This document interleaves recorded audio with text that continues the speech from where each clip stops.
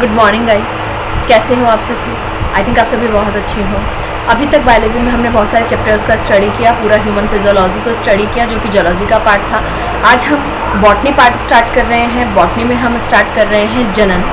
तो जनन के बारे में हम यहाँ पर बात करेंगे कि जनन की क्या परिभाषा है, जनन के कितने प्रकार है। और चूँकि अगर हम बॉटनी स्टार्ट कर रहे हैं तो आपके पास प्लांट्स के अंदर हम जनन देखेंगे कि प्लांट्स में लैंगिक अलैंगिक जनन किस प्रकार से पाया जाता है। पादपों में जो लैंगिक जनन है उसके लिए आवश्यक अंग कौन कौन से हैं, बहुत अच्छे से डिस्कस करेंगे। शानदार चैप्टर है हमारे पास। तो यहाँ पर अपन स्टार्ट करते हैं सबसे पहले जनन। तो जनन की परिभाषा के बारे में अगर अपन बात करें, जनन की परिभाषा, जीवों में अपने समान नए जीवों को उत्पन्न करने की क्षमता पाई जाती है। यह जो प्रक्रिया है उसे क्या कहा जाता है? जनन कहा जाता है। और जनन हमारे पास दो तरीके का होता है, एक होता है अलैंगिक जनन और एक होता है लैंगिक जनन।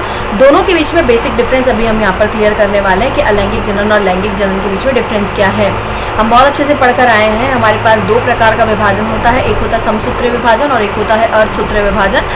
तो समसूत्रीय विभाजन जिससे एक मात्र कोशिका विभाजित होकर के दो पुत्री कोशिकाएं बनाती है और बनने वाली पुत्री कोशिकाएं एग्जैक्टली मात्र कोशिका के समान होती है, जो कि हमारी कंप्लीट बॉडी में कई कोशिकाओं के अंदर पाया जाता है। जबकि अर्धसूत्रीय विभाजन के बारे में जब हमने बात की थी तो अर्धसूत्रीय विभाजन के बारे में हमने क्या पढ़ा था कि अर्धसूत्रीय विभाजन के अंतर्गत एक मात्र कोशिका विभाजित होकर के चार पुत्री कोशिकाएं बनाती है, जबकि बनने वाली पुत्री कोशिकाओं में गुणसूत्रों की संख्या मात्र कोशिका की तुलना में कितनी रह जाती है? आधी रह जाती है। तो यहाँ बनने वाली पुत्री कोशिकाओं में गुणसूत्रों की संख्या आधी क्यों रह जाती है?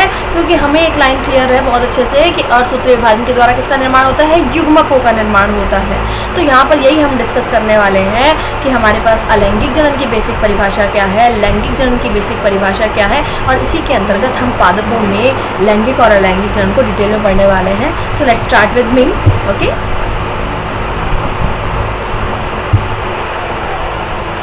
जैसा कि स्क्रीन पे आपको दिखाई दे रहा है, जनन जीवों में पाई जाने वाली वह क्षमता जिसके द्वारा वे अपने समान नए जीवों को क्या कर सकते हैं? उत्पन्न कर सकते हैं। वह प्रक्रिया हमारे पास क्या कहलाती है? जनन कहलाती है।